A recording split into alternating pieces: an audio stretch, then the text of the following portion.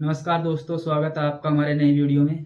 दोस्तों, जैसे कि हम सभी जानते हैं हमारे देश में लोकसभा चुनाव होने वाले हैं और इसमें हमारे संविधान को लेके काफ़ी सारी डिबेट्स जो हैं आज के टाइम में चल रही हैं।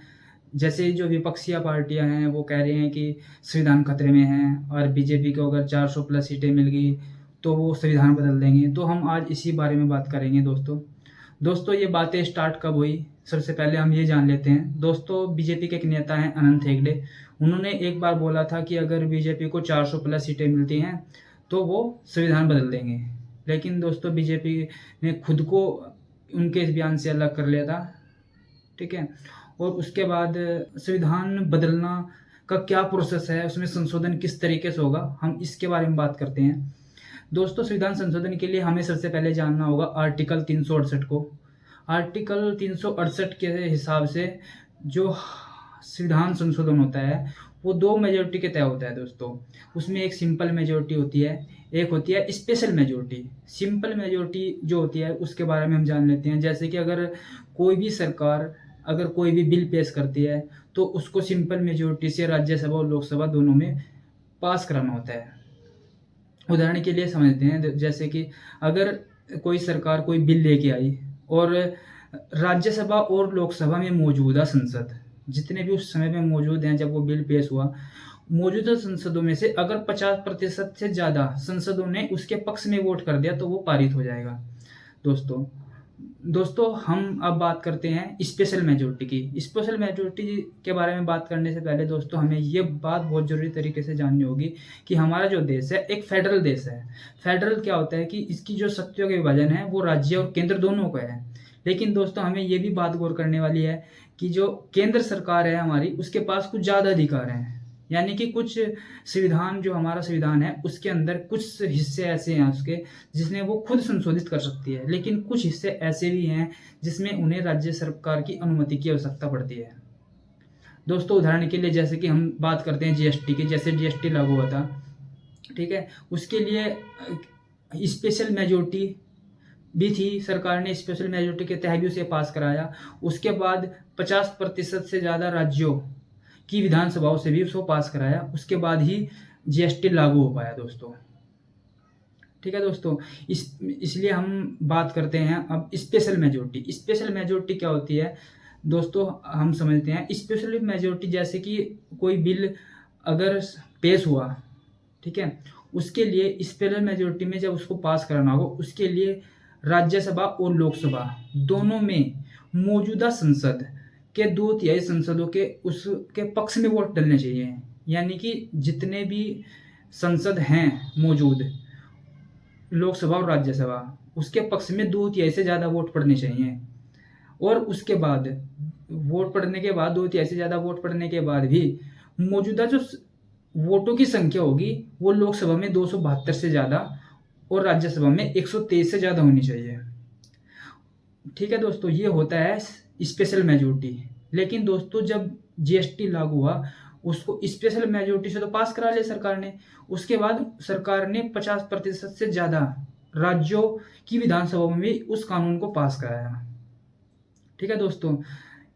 तो उसके बाद ही जीएसटी लागू हो पाया दोस्तों। दोस्तों अब बात करते हैं हम कि अगर किसी सरकार के पास स्पेशल मेजोरिटी भी है और उसके बाद 50% से ज़्यादा राज्यों का समर्थन भी उसके पास है, तो क्या ये संभव है दोस्तों? दोस्तों इसके लिए हमें बात करनी पड़ेगी संविधान के संशोधन 42वें संशोधन की। दोस्तों 42वां संशोधन क्या कहता है? सन 1976 में इमरजेंसी के समय इंदिरा गांधी की सरकार ने दोस्तों संविधान की प्रस्तावना में एक शब्द जोड़ा था, सोशलिस्ट। दोस्तों इसके अलावा भी 42वें संशोधन में इतने ज़्यादा बदलाव करे गए थे कि लोगों ने उस संशोधन को मिनी कॉन्स्टिट्यूशन का नाम दे दिया था।